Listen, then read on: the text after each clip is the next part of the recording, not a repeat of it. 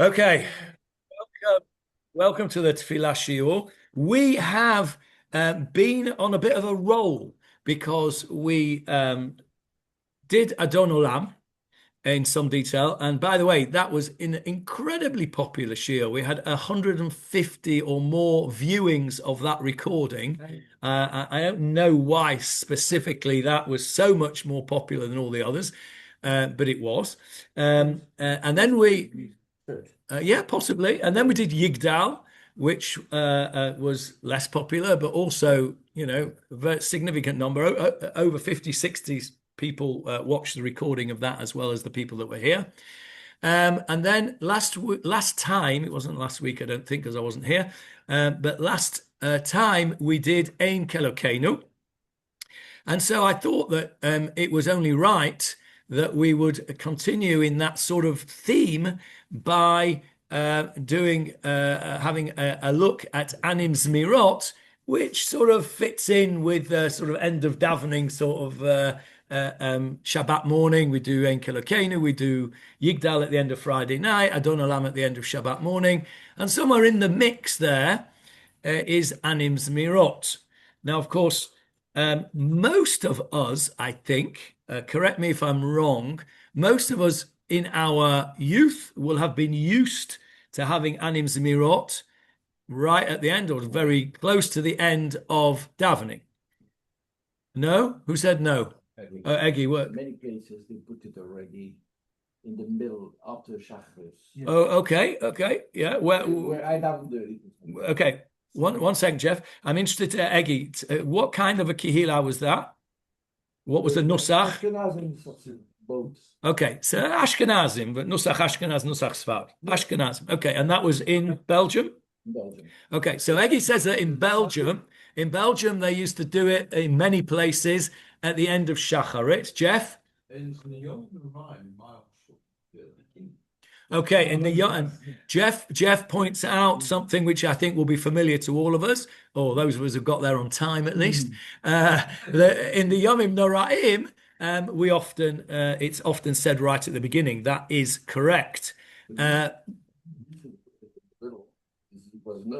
Is because people were leaving. Okay, very good. So Eggy has said that the reason that it was put in the middle is because people were already leaving by the time we got to Anim Zemirot. Now, when I first came here, Anim Zemirot was in its traditional place at the end of Musaf.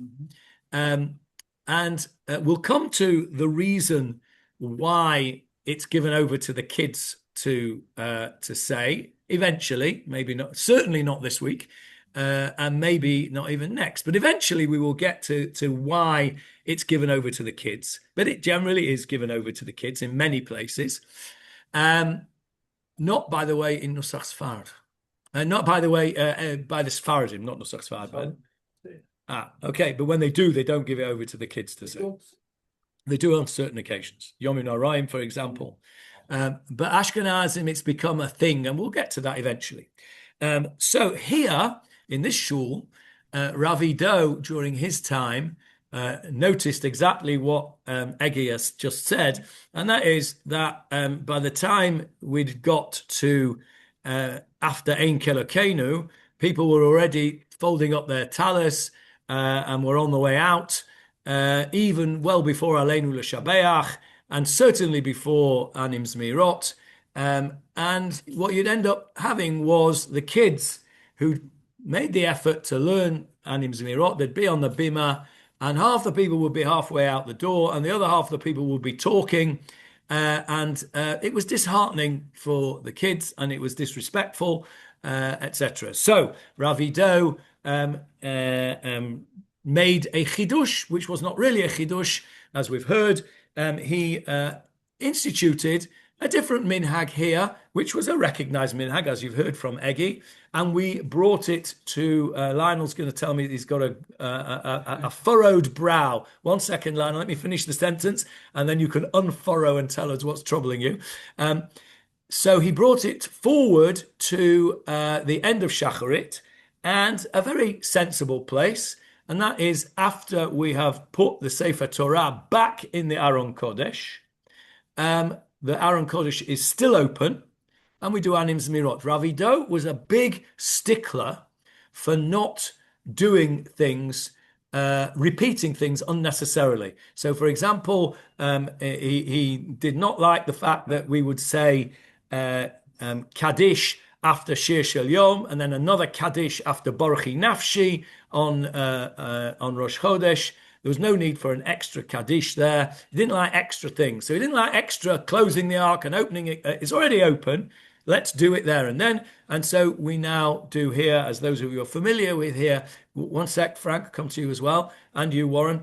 I've got Lionel's brow first in a minute. So what we do here is we do the Anim Zemirot immediately after we've put the Sefer Torah back, before we close the Aron Kodesh. So after Uvnucho Yomau, we do Anim Zemirot. Yes, Lionel.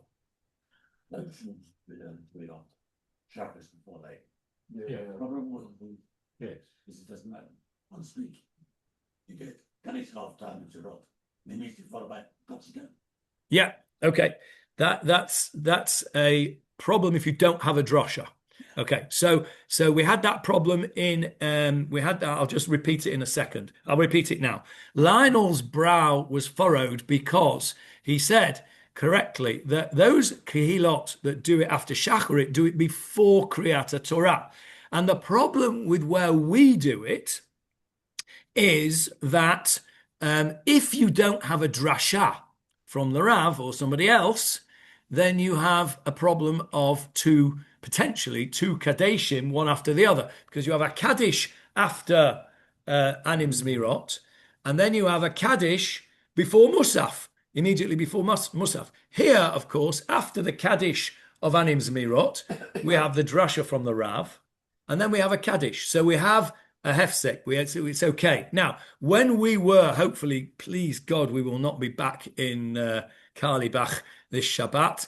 If we have to split up because of the numbers of people that can get into the miklat, let's pray that we don't have to do that. But during the time where we were over there in Carlebach school, we didn't have a drasha.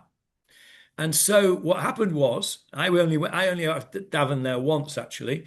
But the one time I did daven there, they did Anim Zemirot, they had a Kaddish, and then they had another Kaddish. That's can't be doing. That's not correct. That's the point of that. So that's a fair point, Lionel. Now, so why did Rav Ido not put it where, inverted commas, it should be before laning?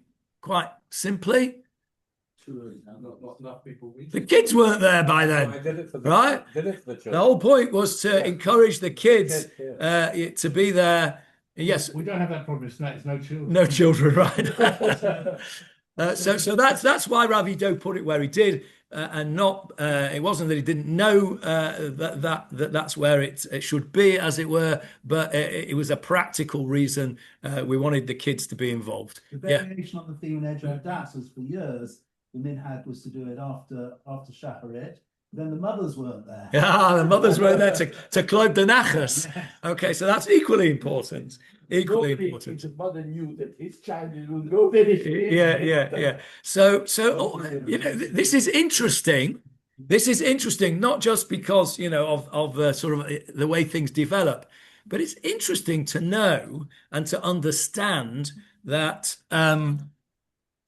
To understand that you can adapt things and should adapt things, in my humble opinion, to accommodate various things like this, especially the children, because without the children, there is no future. Sorry to speak about snack when you said there's no children, but yeah, grandchildren, that's even more important. So no, it's an important thing to know that there are some things that are, as it were, written in stone, but many things are not written in stone, and there's no reason why, if it suits, we can't change things around.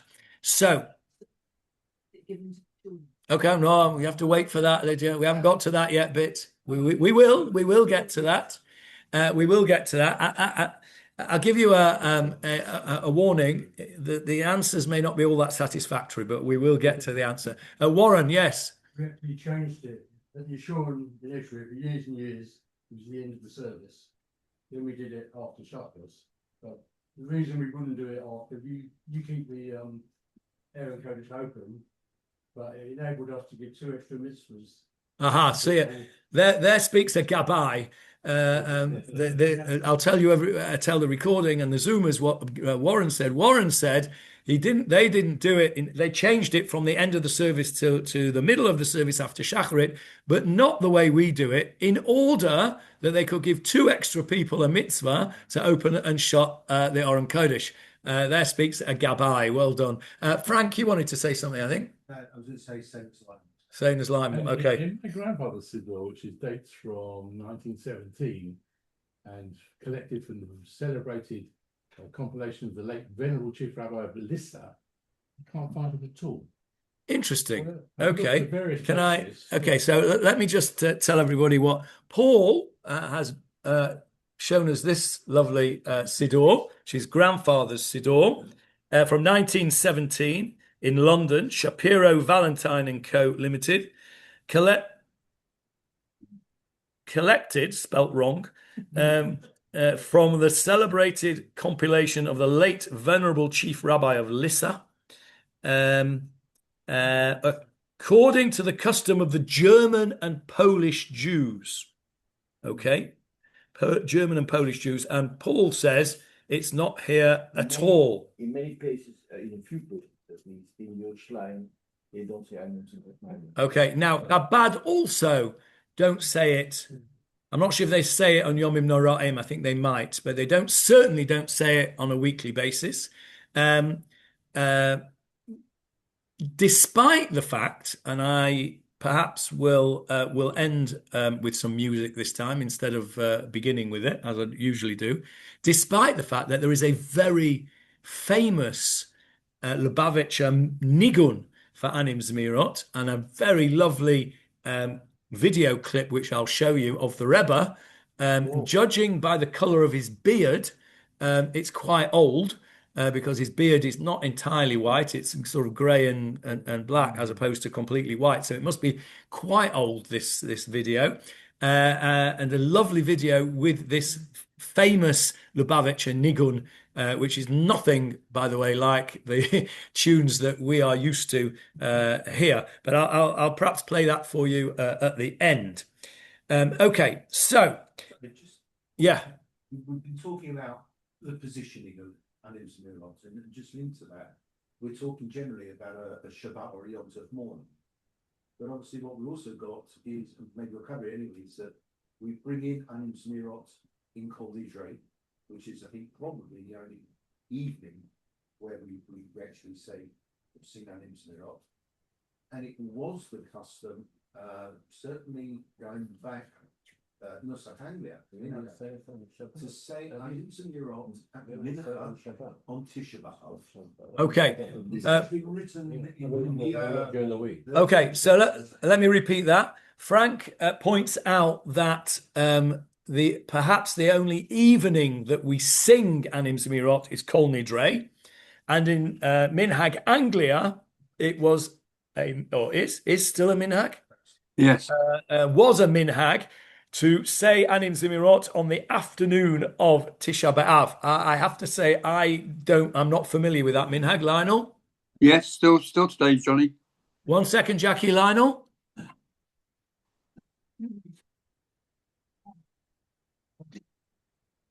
Okay.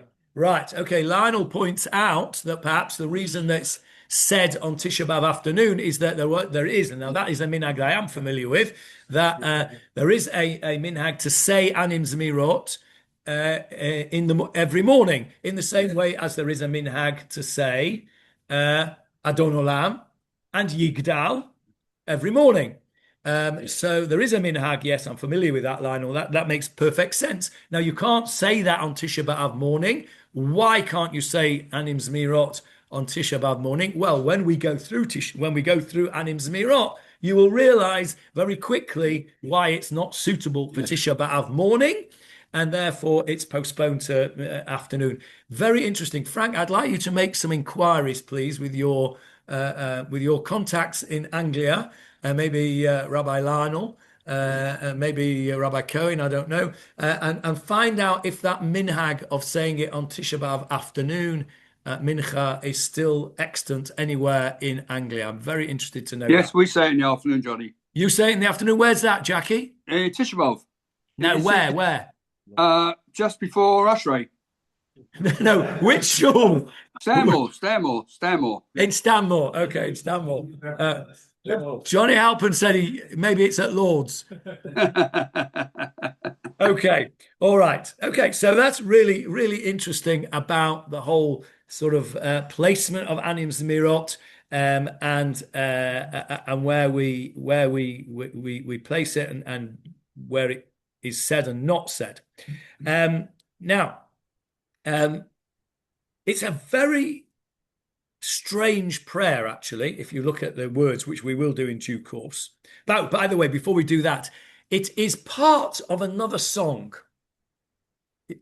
called, what is it part of a song of? If you look, Frank, go back to what you said about Kol Nidrei. No, but you're close.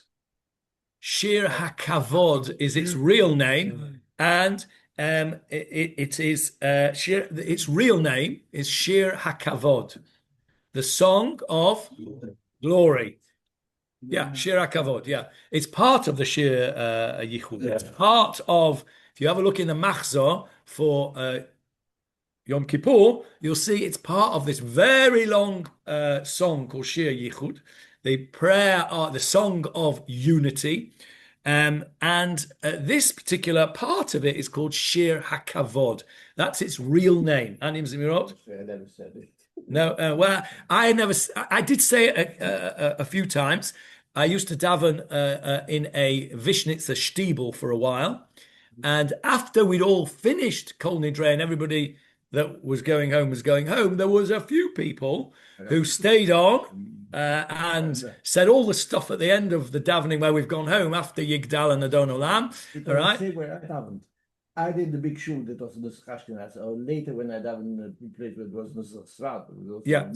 It was the same. A few people said it. So the majority went. Once or twice I stayed behind and said it. And then, when the kids got a little bit, once I got a little bit older, I was told, come on, you need to go home and take the kids home. So I didn't say it. Okay, so so it's called Shir HaKavod. I've got my Machzor for Tisha B'Av, and it's called Shir HaKavod, and it's just before Ushrei. Okay, Jackie's Machzor. What Machzor is that for Tisha B'Av? The Kinnot. The Rosenfeld one? The black one, yeah. I think so. I don't know. It's years and years old. Hang on 2 seconds. Yeah. Okay, so that would be that would fit in because that would fit with Minhag Anglia of then. Very interesting. Rosenfeld, yes, Rosenfeld. Yeah, Rosenfeld. Anybody? I've got one here. Let me just give me a sec. I've got an art scroll Tisha B'Av Machzor. I wonder if it's in there. Lionel? Yeah. You've got Rosenfeld at home? Yeah, according to Jackie and Rosenfeld, it's there. I wonder if it's there in the art scroll. I'll have a look later. I don't want to interrupt now. I've got one here in the office there. I'll have a look. Okay, so it's called Shir HaKavod, the song of glory. Have you got your answer as to why it's not said on Tisha B'Av morning now? It's not suitable. It's not the kind of thing that we say on Tisha B'Av morning. We miss out. We don't even put tefillin on because they are called pe'er. They are called a glorification and adornment. It's not the appropriate language for Tisha B'Av morning. I think the Sfardim do put on tefillin at Shachrit. I think you're right. But maybe Shlomo Ben Dahan can tell us. Shlomo, can you tell us? Do the Sfardim put on tefillin on Tisha B'Av morning? He's muted. Some do, but Spanish and Portuguese we never did. Okay, some Sfardim do. Spanish and Portuguese never did because they're nearly Ashkenazim. Wash your mouth out, Lieberman. Right, okay. So, Shir HaKavod is not suitable for Tisha B'Av morning for the reasons that we said. Now, we have done a significant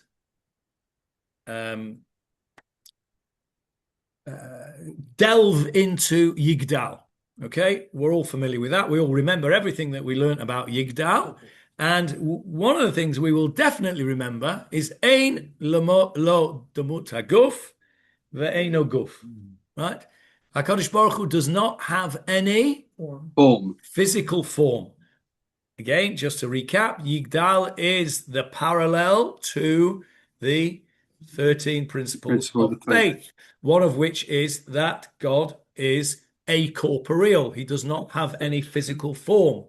Now, please bear that in mind as we go through Anim Zemirot, because I think you will find that we have some difficulties, because much of Anim Zemirot is about using bodily image or imagery, bodily imagery, to describe HaKadosh Baruch Hu, who we know cannot be described bodily. So there's a bit of a tension here between Anim Zemirot and Yigdal, and in fact, the 13 principles of faith. Now, we'll answer the difficulty straight away. And of course, it's because that's all we can do. We had the whole discussion about the end of Baruch She'amar when we say, Baruch Atah Hashem Melech Mehulal Batishbachot. You are the God who is praised with praises. What else should we praise him with? Well, the truth is we shouldn't be praising him with praises because that is limiting. Once I say God is X, that's limiting. And we know God is infinite. So by saying God is wonderful, that is limiting. And we have no choice. The only way that we can praise God is using language which is understood by human beings. Lashon b'nei Adam, as the Mefarshim say, the Torah was given b'lashon b'nei Adam. The Torah was given in a manner which human beings can understand. So, for example, you will see many times, specifically in Sefer Bamidbar, where we are in the middle of Vayichar af Hashem, God's anger flared. Right? God doesn't have an anger. Af means the nostril. Shem took us out of Egypt, Bizra and the Tuyah, with an outstretched arm. He doesn't have an arm. But we can only use these things to help us have some kind of metaphorical simile, I suppose, as to the power and of HaKadosh Baruch Hu. So that's how the Anim Zemirot is functioning within this tension of Ein lo demut haguf ve'eino guf. And perhaps that's why Yigdal comes very early on in davening. It's bookended. Remember, we say Yigdal right at the beginning of davening, at least we should. Before we come to brachot, we should say Yigdal. We're saying all these 13 principles of faith, including that God is no bodily form. And then we say it at the end as well. We don't say Yigdal at the end of davening every day, but many people do say the 13 principles of faith after davening. They say 13 principles of faith. They say the Aseres HaDibros. Most of us have gone by then. Some of us have gone before we even get to, Aleinu. But certainly, but you're meant to say these things, or at least it's there available to be said. So how can we sing to a God whom we cannot see, cannot describe, and actually cannot even imagine? And the answer is that we're not describing God literally. We're using images that God himself gave us through the Torah and through the prophets. If there was nothing in the Torah or the Nevi'im that described God's, inverted commas, body parts, as it were, no man can see my face and live, you can only see my back, outstretched arm. If none of those things were in the Torah or in the Nevi'im, I don't think we would have permission to describe HaKadosh Baruch Hu in these terms, because that would be going against Ein lo guf, Ein lo demut haguf, Eino guf. But because HaKadosh Baruch Hu has described himself, as it were, in those terms, as it were, it gives us permission to do so. And that is the key to the understanding Anim Zemirot. So it's called Shir HaKavod, although it's known as Anim Zemirot. Let's have a look at the translations. Who's got a Sachs translation there? Yeah, okay, Barbara. The first line, please. Anim Zemirot v'shirim e'erog. Translate, please.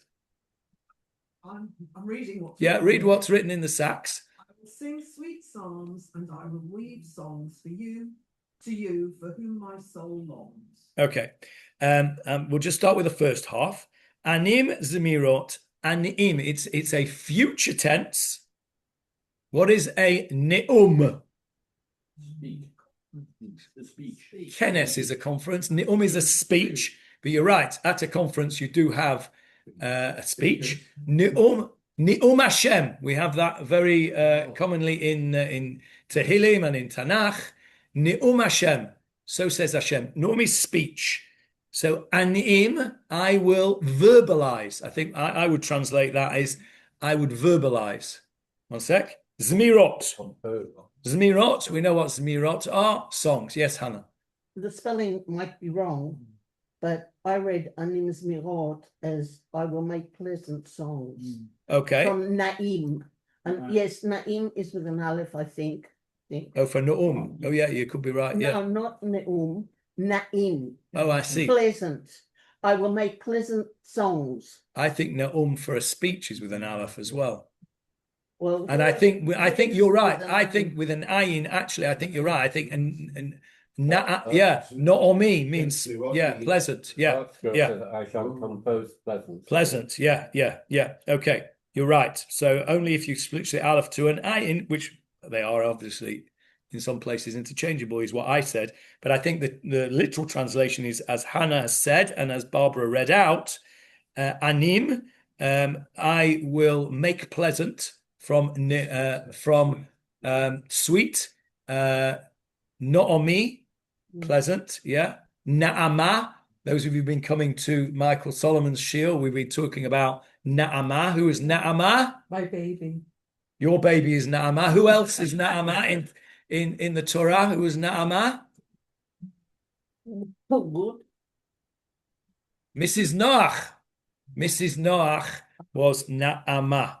Okay, so yes, Anim Zemirot, I shall make sweet songs, Veshirim, and songs. What's the difference between a Zemer and a Shiur, by the way? Shiur is a poem, yes, and Zemer, a song, maybe. I don't know. What's anybody help me out here? What's the difference between Frank? What's the difference between a Zemer and a Shiur? Chorus, don't know. Lionel? Yes, that's hymns, Zemer and Shiur's the song. Okay, so Lionel says Zemer is a hymn. I think that's just because they want to use two different English words. Okay, homework for next week, please. I want to know the difference between a Zemer and a Shiur. That's the homework. Barbara, are you on it already? Right. On your chat Johnny. GPT? Okay, Barbara is our chat GPT expert, everyone. So let's see what chat GPT have got to say about it. Johnny, Yes, one you sing and the other one you write. one you sing and one you write. Well, you sing a Shiur as well.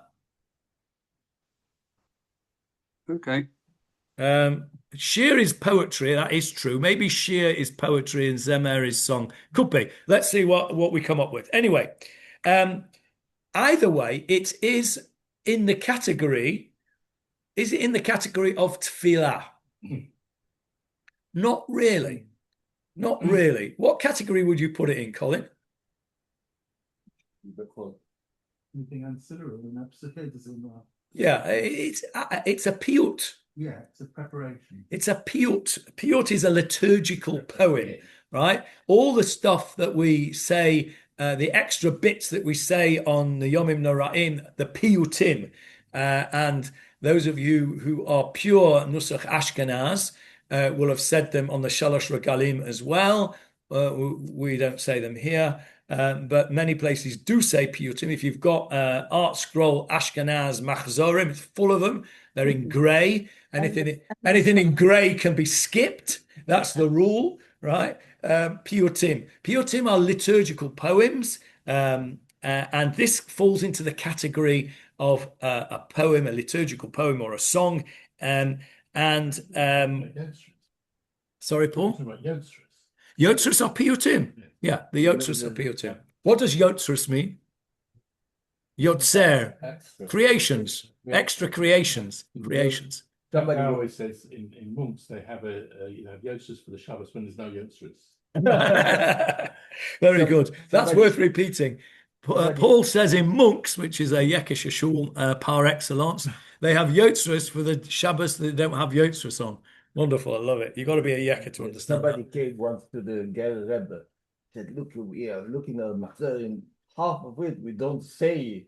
So we should put the Machzor without all those things without all those things. And the Rebbe said, what? You want to take out the Hanur from the Jews who Yeah. They're put in there so that you can have pleasure from not saying them. It's like I once heard this from Rabbi Kupitz. Those of you who have known the late great Rabbi Kupitz, Zichrono Livracha, he once said, "How do you know when a prospective ger, a prospective convert, is ready to be accepted into the fold?" He said, "When he feels the hanor when there's a mile in shul on a Monday or a Thursday." Right? When he feels the pleasure and the benefit of a mile being in shul on Monday and Thursday, so you can skip the long tachanun. When he feels that benefit, now he's ready. Yeah, that's right. How could you explain that to a non-Jew? Okay, so it's part of the piyutim, and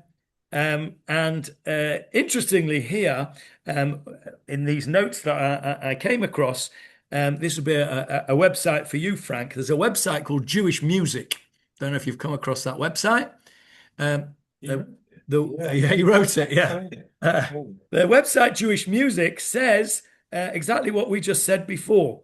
The Jewish Music Research Center notes that in the Ashkenazi Siddur, it generally appears at the end of the morning prayers after Musaf, while some Israeli synagogues moved it earlier so that people would say it with more kavanah rather than rushing out at the end. So it shows that, what we have said is actually the experience pretty much across the board. Now, what does that tell us? It tells us that this is an important prayer and should not be rushed and should be said with kavanah, and we should not be rushing out of the door while we're saying it.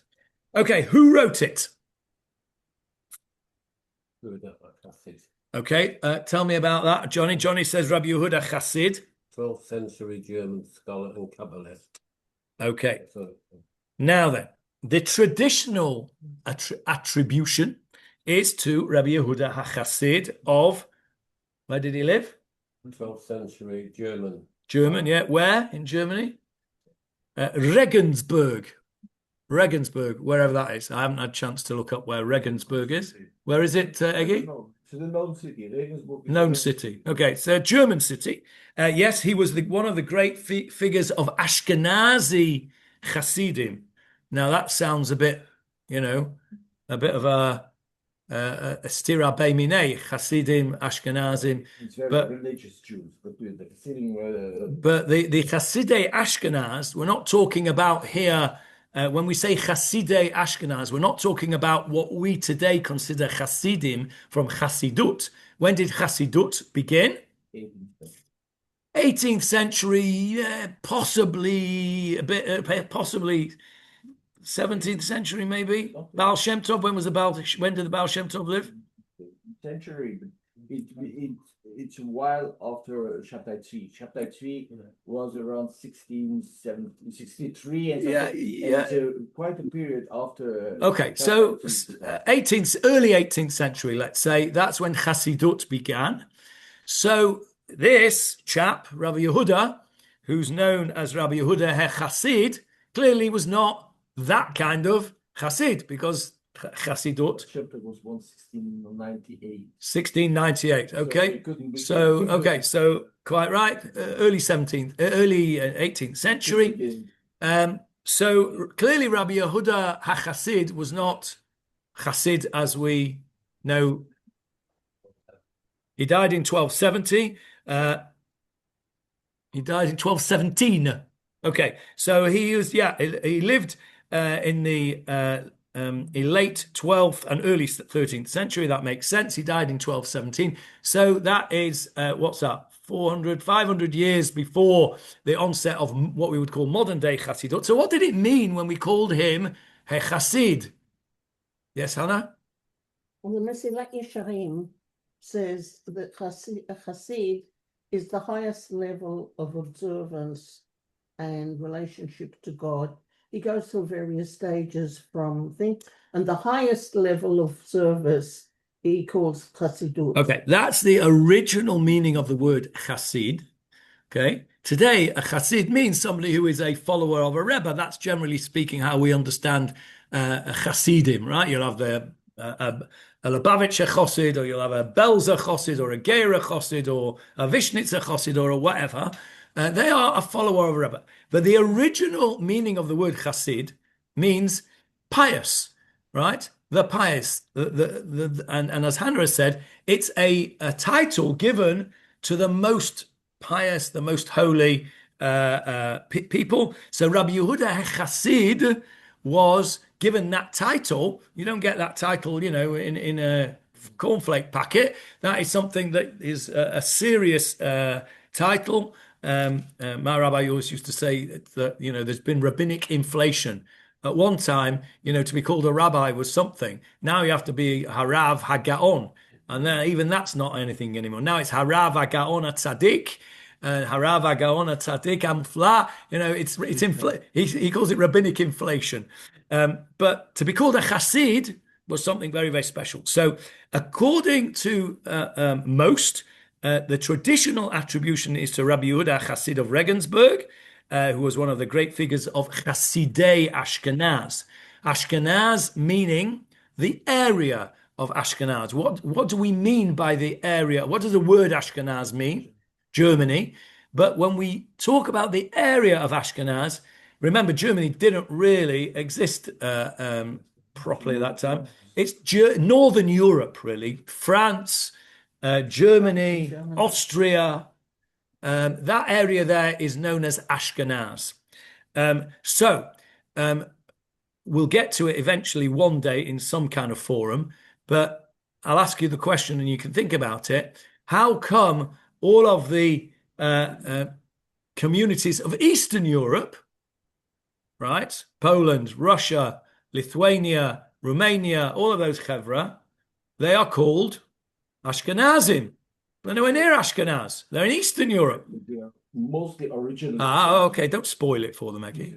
Right? They're Ashkenazim, but they don't come from Ashkenaz. Ashkenaz, the area Ashkenaz, that's why often you'll hear me talk about pure Ashkenazim or real Ashkenazim. Those are the people who came from Northern Europe, Germany, France, Northern France at least. And of course, Minhag Anglia is based on the Minhag of Hamburg in Germany. So Minhag Anglia is based on real Ashkenaz, which is why in England, the Minhag Anglia shuls, the United Synagogue, for example, daven Nusach Ashkenaz, whereas the Hasidische communities in England, so for example, Vine Street, the Rumänische Shul, and where I davened in the Vishnitzer Shul, they all davened Nusach Sfard, because that is really the real proper name. A more sensible name for Nusach Sfard would be Nusach HaChasidim, because it came from the Chasidim of Eastern Europe. So the Minhag Anglia is based on German, pure Ashkenaz. They daven Nusach Ashkenaz. The Chasidim and the communities that are based on Chasidut will daven Nusach Sfard, which should really be called Nusach HaChasidim. Sorry? Where's Poland? Poland's a Hasidim. Poland's Eastern Europe. Nusach Sfard in Poland, yeah. In the big shoes in Poland, we used to download Nusach Sfard. And the person answered me, I'm not sure about it, that it was Ashkenaz. Well, there is a Nusach Ashkenaz Keminag Polin, right? So there is definitely an element of Nusach Ashkenaz in Poland, that's for sure. It comes also, there's something from Poland that are called Litaim. There's a Nusach Litai. Slightly different. Yeah. It's more like Ashkenaz. Yeah. They didn't take on all as many of the bits of the Nusach Ari, which is what the Nusach Chasidim is based on. Anyway, let's go back onto Anim Zemirot. So, as I said, the traditional attribution is to Rabbi Yehuda Chasid, which implies that it's not quite so simple, because again, this is according to the Jewish Music Research Center. There was one ancient manuscript which attributes it to Rabbi Yehuda Chasid, but they also point out that in his own writings, he seems to refer to this piyut, to Anim Zemirot, to Shir HaKavod, which raises the possibility that it may have been compiled or composed a century, possibly his father, or maybe a century or two earlier, they suggest in the Jewish Music Center. The Open Siddur Project, anybody familiar with that? The Open Siddur Project is a very, very worthwhile website going to look at. It basically is a research center for Tefilah. It's an Orthodox website, and it's loads and loads of information there. You can actually get the nusach of just about every tefillah that you want on there. It's called the Open Siddur Project because it's open to everybody. Worth having a look at. And they say there, and it's a very well thought of resource, the Open Siddur Project. I'm quoting from them. They say that Shir HaKavod is often attributed to Yehuda HaChasid, but he may only have written a commentary on it. It also notes that the piyut is connected with the group of poems known as Shir HaYichud, which is what we spoke about earlier on. So it's probably written around the 10th, 11th century in Germany, and possibly by Rabbi Yehuda Chasid, or possibly his father, or somebody in that world. Now, when did it enter our liturgy? Well, as we said earlier on, originally it was connected with Shir HaYichud, this very long, Kabbalistic, mystical poem. It's a cycle of poems about the unity of God. One reason why I think perhaps not many people say that Shir HaYichud after davening on Kol Nidrei is not only because it's very long, but it's very difficult to understand. You said it? I don't. Of course it did. And it's very spiritual. It's very Kabbalistic. It's difficult to understand for the average person. Now, the earliest halachic or liturgical mention of it is in 1427. So that seems to be the first time it's mentioned within the Tefillot. And that was by the Maharil. And we know the name of the Maharil? Yeah, the Maharil is almost all Tefillot are based on, the Ashkenazi Jews are based a lot, also the Jews and a lot of Tefillot are based on Maharil. And what was his name? He was in Frankfurt. Rabbi Yaakov Moelin. He died in 1427.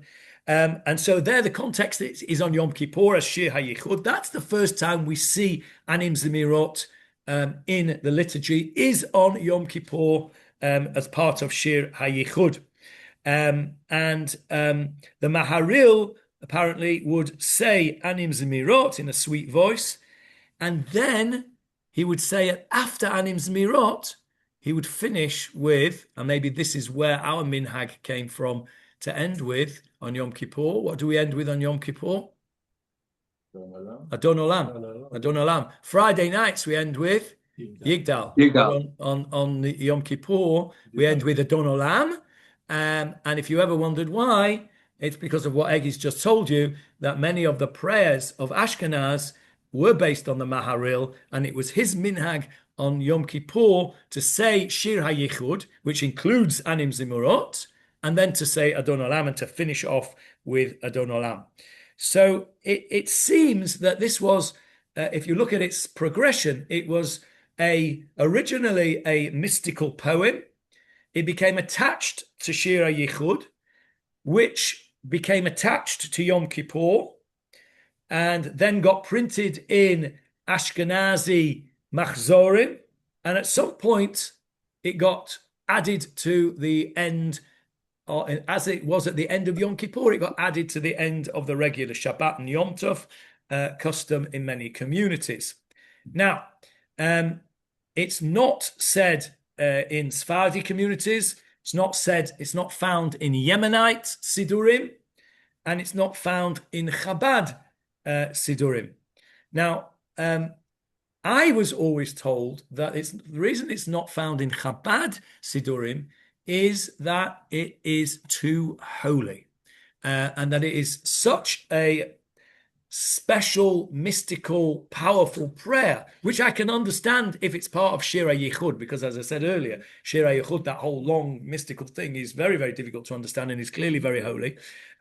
It's not that Chabad rejected, as it were, Anim Zemirot and said, no, we don't say that. It's actually that we are, as it were, not fitting to actually say Anim Zemirot, except on Yom Kippur when we are elevated, and that's a very nice way of looking at it, as opposed to saying, well, Chabad don't say it. They don't say it because they don't feel it wasn't in the Alter Rebbe's first nusach when the Alter Rebbe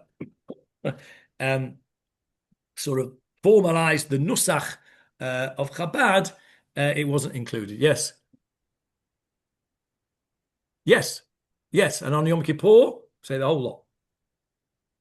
There is a part of the Shir Yichud which is for every day, and I think some Chasidim do say the Shir Yichud for every day. There is a part of the Shir Yichud which is like Tehillim is split up into certain days. The Shir Yichud is split up for days of the week. And if you look actually in the Machzorim, at the end of Yom Kippur Machzorim, you'll see Shir Yichud, and some of the Machzorim actually have got Yom Rishon, Yom Sheni, etc. So you're quite right. Okay, so it wasn't included in the Nusach Ari as formulated by the Alter Rebbe.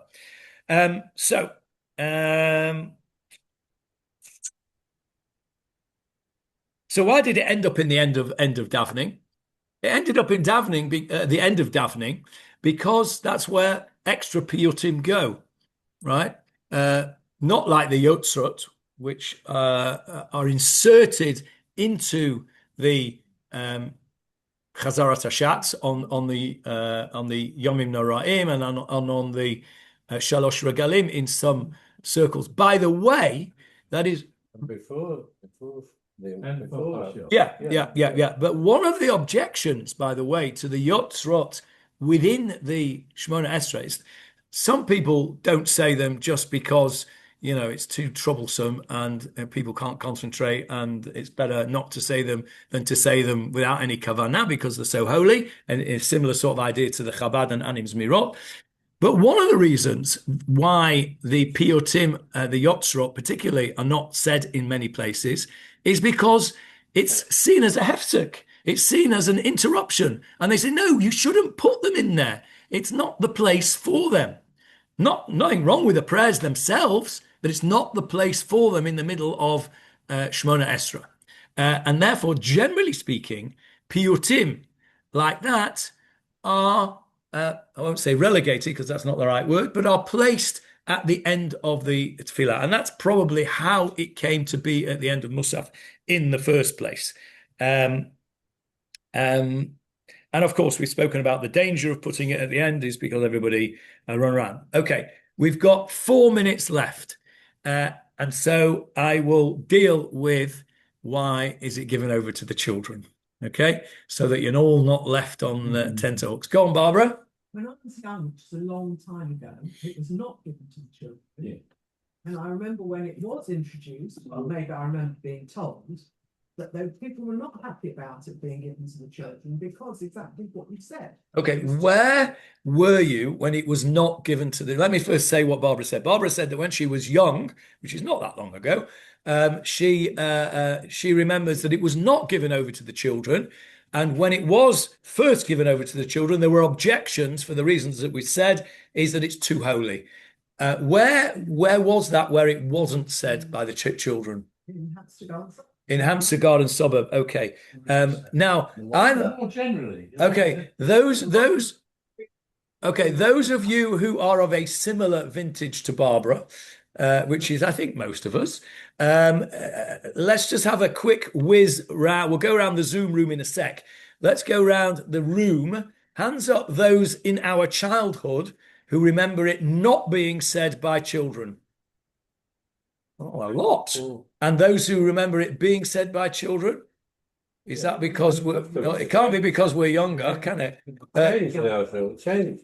Huh? I can't remember what being said at all, but I can remember it then. Okay, that's interesting. I'm surprised at that, actually. I'm surprised that so many places did not have children doing it when you were children. But okay, that's very interesting. Now, okay, so... one of the reasons given, the Jewish Music Research Center. Okay, so the Jewish, you'll gather, I'm quite keen on this Jewish Music Research Center. I'm not sure of its provenance, actually. I'm not sure whether it's kosher, but it's very interesting. This website, and they say that in shuls where it's sung responsively, it's customary to let a child lead it. And one explanation offered is that only a young and innocent child can speak to God so directly. It is so holy that it's so holy and so intimate and daring that only an innocent child would dare to say these things to HaKadosh Baruch Hu.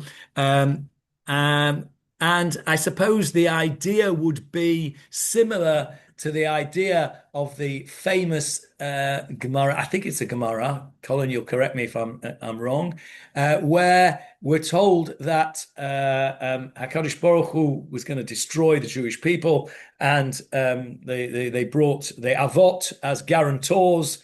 And they said, the Avot should be guarantors so that they wouldn't be destroyed. Now, that's not good enough. And then he brought Moshe and Aaron and everybody else. And only when they brought the Tinokot to Beit Rabbanan, so they brought the children, the Cheder children, HaKadosh Baruch Hu, as it were, said, okay, in their zechut, in the merit of these innocent and beautiful children, I will not destroy whatever it was, whether it was the Bet HaMikdash or the people, I don't remember fully the thing. Maybe that's the same idea. But the idea, it seems, the original idea of giving it over to a child was because only a child could have that beautiful innocence to speak to HaKadosh Baruch Hu. Frank's not happy? So it's not consistent with saying it responsively, because you've got then the child saying the start line, and then all the rest of the crowd. And I suppose the answer to that, I'll tell you what Frank said. Well, it doesn't make sense because we're saying it responsively, and therefore the adults are saying it as well. And I suppose the answer to that is that once the children have, as it were, dared to open the thing, then we are entitled to respond. And maybe that, Frank, is why the child leads and it's not the other way around. Yeah, it's the child is leading the adults to Yeah, where they want and to that in itself is a beautiful thing, that the children, the sad thing, of course, is that 99.9% of the children and probably 99% of the adults don't know what they're saying. But hopefully by the end of this series, we will know what we're saying. Okay, so, and of course, there is the simple explanation that it introduces the children to take part in a service. Why that particular bit? I guess because we're finished saying the Amidah, which has to be said by and the Chazarat Hashatz, which has to be said by an adult. We've also finished saying the Korbanot and the Pitum HaKtoret, after which there is a Kaddish D'Rabbanan. You need to have adults for that. So at the end of that, we no longer need adults to lead the service. It's a good place to introduce the children to start taking part in the service. And let's face it, many of us, that our first introduction to taking part in the service and being part of the service was Anim Zemirot. And then in many shuls, by the way, they continue and they lead the service in Adon Olam as well. Not in every place. Yes, Warren. I was also going to say, for the boys, it gave them confidence before they were mitzvah to actually get up there and do something. Yeah, another practical point. Warren says it gave them confidence to be up there on the bima before their bar mitzvah, so they weren't stage struck, as it were, when it comes to the time. Yes, Paul. And the girls thought it's not fair. The girls said it's not fair. Well, here in this shul, it is very fair because we have girls saying Anim Zemirot right up to the age of bat mitzvah. All complaints in writing, please, with sources as to why that is not acceptable. Sorry? The Rebbe singing. Oh, you want to hear the Rebbe singing? Yeah. Okay, let me. One second. Goldie? We were just in Old Catamon now by Shaykh Finkelstein and the young girls got up. In Old Catamon, the girls got up. Before we go, let me play you the Rebbe's Nigun. And those of you, I'm going to try and put it on the screen for those who are on Zoom and the recording. Those of you who are here want to see it can crowd round this computer. 1 second, let me just get it up. Where did I put it here? Where was it now? It was in YouTube. 1 sec. And it was... You said about the Kaddish after Eikel Kenu, if there is only one child who Uvel, she was a child, who's not yet the Kaddish also. Yeah, but he sensed somebody else will say it with him. No, if he's the only one, no, nobody else will say. In many places they don't allow a child to say it on his own. But some may, but some places don't. Here we go. This is the one I want to show you. Hang on a second, everyone. Wait. Hang on. I want to get it on the screen for the Zoomers. 1 sec. Zoom. Close that. Share. 1 second. Give me a sec. Is that it? Yes. That's possibly it. Right. Here we go, everyone. Here is the Rebbe. Which Rebbe is the Lubavitcher Rebbe, the last one. This is from 90. Oh, it says what date it was. 1971. Shh.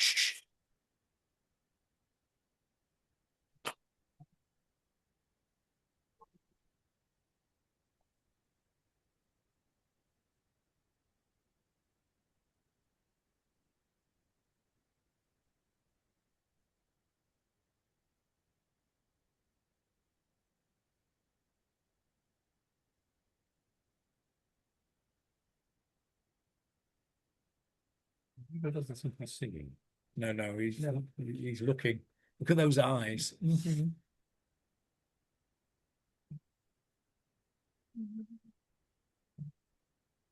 Send the link.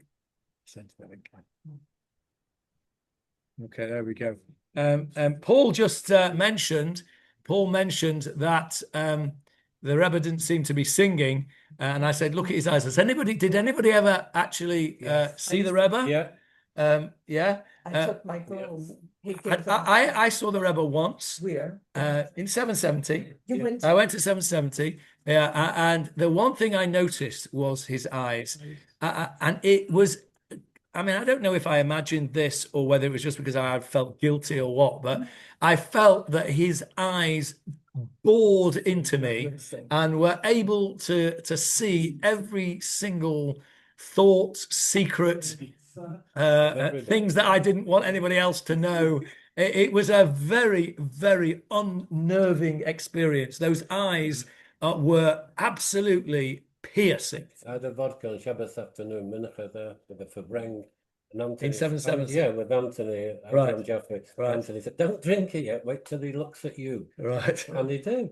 You know, looked at Yeah. individually. Amazing. Is that why we Amazing. went to the Okay, States? everybody. Shavuot Tov, everybody. We'll continue next week. Bezrat Hashem will actually get to start to look at the words in detail and start to go through them. You're not going to like it.